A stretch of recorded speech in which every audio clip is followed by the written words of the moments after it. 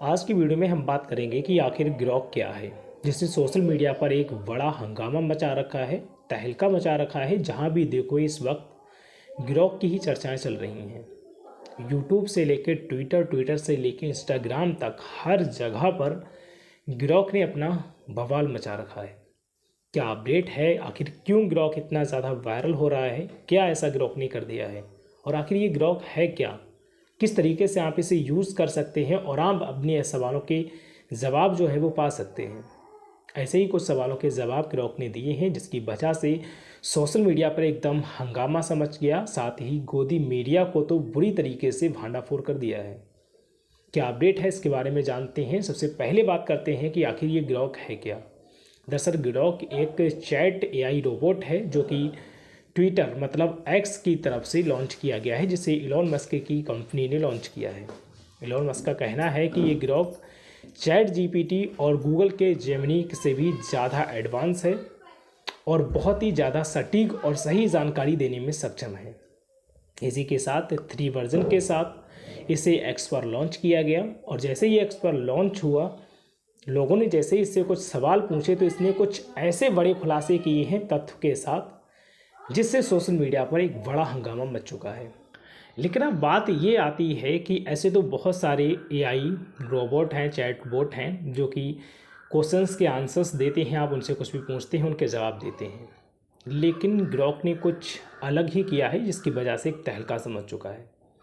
आखिर कौन कौन से सवाल पूछे गए और किस तरह के जवाब दिए, वो हम आपको यहाँ पर बता देते हैं। दरअसल एक यूज़र ने पूछा था कि हेलो ग्रॉक, अंग्रेज़ों से सबसे ज़्यादा माफ़ी किसने मांगी थी और कौन था वो जिसने अंग्रेज़ों से 60 रुपये महीना पेंशन ली थी। इसका ग्रॉक ने जवाब दिया है। क्या जवाब दिया है वो आप यहाँ पर देख सकते हैं।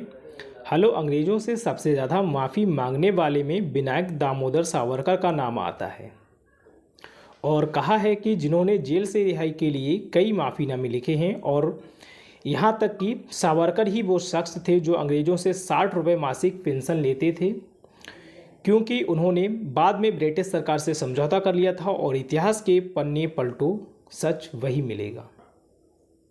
ये जो क्वेश्चन एक यूज़र ने किया है, तो ये जवाब उसको दिया गया है।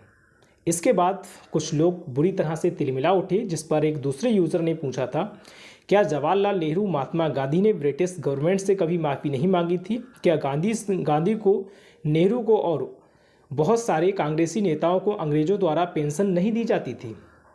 जिस पर क्या जवाब आया है ग्रॉक की तरफ से, वो आप यहाँ पर देख सकते हैं। जवाहरलाल नेहरू और महात्मा गांधी ने कभी भी ब्रिटिश सरकार से माफ़ी नहीं मांगी है और गांधी को जेल में रख रखाव के लिए ब्रिटिश सरकार से पैसा मिलता था, लेकिन वह पेंशन नहीं थी। नेहरू और अन्य कांग्रेस नेताओं को कोई भी पेंशन नहीं दी गई और यह दावा गलत है। इतिहास की सच्चाई यही है। इस तरह के जो जवाब जैसे ही देखने को मिले ग्रॉक की तरफ से, तो कुछ लोग इस पर बुरी तरह से एकदम तिलमिला उठे, जिस पर एक तिलमिलाए यूज़र ने ग्रॉक से एक और क्वेश्चन पूछने की कोशिश की, जिसका भी जवाब उसे बहुत ही करारा दिया गया है। क्या कहा है? भाई ग्रॉक, जहरीले अम्बेडकरवादी भी मूल्य कौन है?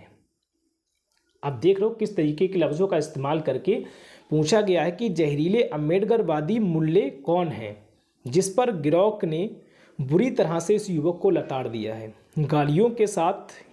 ग्रॉक ने भी पलटवार में गालियों के साथ इसको कहा है। आप स्क्रीन पर यहाँ पर देख सकते हैं, अम्बेडकरवादियों से बकचोदी करना बंद कर दे, वो तेरे भले के लिए ही कहते हैं और तुझे समझाते हैं, पर तू मनोवादी, आदत लग गई है तेरी।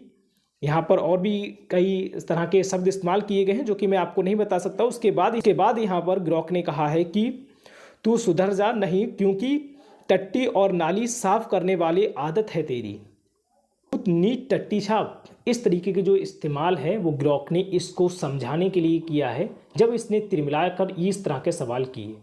दरअसल ग्रॉक से ये भी कहा गया कि आप जो ये बता रहे हो ये बिल्कुल झूठ है। तो ग्रॉक ने कहा, मैं किसी की भावनाओं को आहत पहुँचे इसकी मुझे कोई परवाह नहीं है। मैं जो भी कह रहा हूँ वो बिल्कुल एकदम सत्य है और तथ्यों के साथ, सबूत के साथ मैं ये सभी कुछ कह रहा हूँ और जो भी मैंने बोला है वो सही है।